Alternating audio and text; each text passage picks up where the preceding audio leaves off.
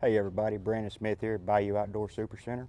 Fishing season is almost here, pretty much is here. I want to show you our new line of boats. This is a Ranger Z521L, hard loaded. Up front we got the Minn Kota Ultrex 112-pound thrust trolling motor with the spot lock on the foot with the anchor button. Plenty of rod storage in this. You get a port side rod box center, storage over here, insulated ice chest here and on the bottom. Also storage here. Comfortable seats. Also hard loaded with the Ranch HDS 12 on the console. We also have a 12 up here on the bow.